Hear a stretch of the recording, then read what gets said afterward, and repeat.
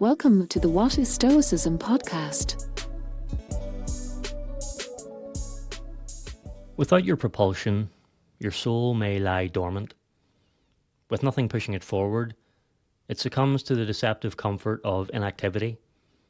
Without your direction, it drifts, carried along by whichever breeze is loudest or most persuasive.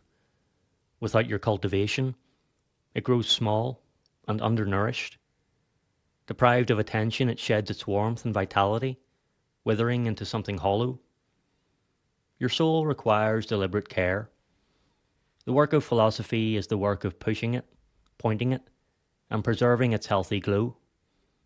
It's not abstract speculation, but steady tending, like the care of a fire that must be fed if it's to continue burning. Yet so often we neglect this task.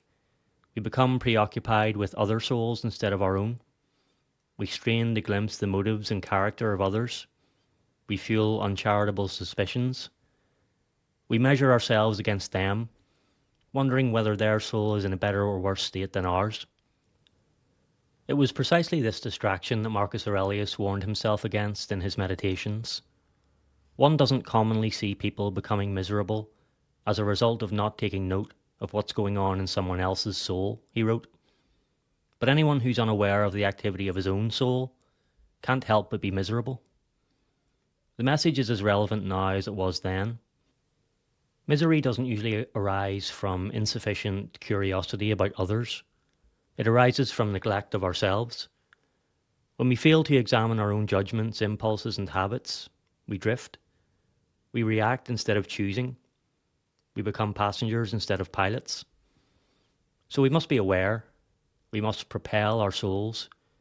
We must guide them and cultivate them. For practical instruction, we can turn to Seneca.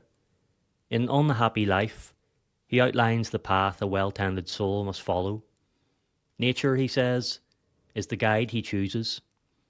Wisdom lies in not wandering from her path, but in shaping oneself according to her law and example. The happy life, therefore, is the one in harmony with its own nature. It requires first a sound and steady mind, one in possession of itself. It requires bravery and vigour, endurance in the face of difficulty, adaptability to change. It requires attentiveness to the body and to the practical concerns of life, but without anxious obsession. It requires engaging with what enhances life, while refusing to become enslaved by any of it. This is the work of cultivation. And yet Seneca goes further in On Providence, imagining nature addressing those courageous enough to pursue virtue. Her instructions are stark. Despise poverty. No one lives as poor as he was born. Despise pain. It will either leave you or you will leave it. Despise death. It either ends you or carries you elsewhere. Despise fortune. I have given her no weapon with which to strike your soul. These lines may sound severe, but they're meant as empowerment. Nature, Seneca argues, has armed those who choose virtue with the tools they need to withstand hardship.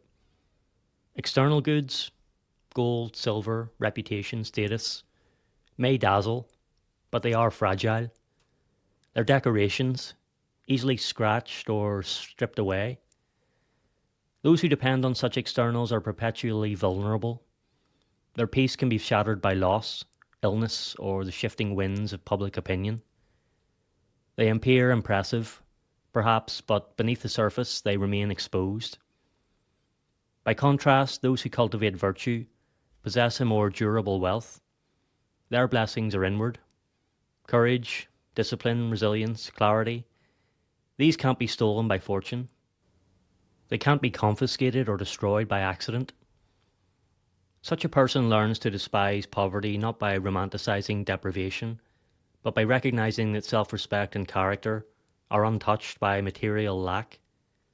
They despise pain not by denying its sting, but by understanding its limits. They despise death not by ignoring mortality, but by accepting its inevitability. They despise fortune because they've withdrawn from her the power to define their worth. This is genuine good fortune, not the luck of favourable circumstances, but the stability of a well-formed soul. And here the two themes converge. To cultivate your soul is to prepare it for adversity. To attend to its activity is to strengthen it against fear. To guide it according to virtue is to render it independent of the unpredictable. When you focus obsessively on others, on their success, their failures, their apparent advantages, you weaken your own centre. But when you turn inward, not in selfishness, but in examination, you fortify yourself. The gifts that follow from choosing virtue improve the more they're examined. They grow clearer, more satisfying, more resilient. External attractions, by contrast, fade quickly. Their shine dulls, their novelty expires. The only lasting and genuine good fortune, then, is the good fortune of not needing good fortune.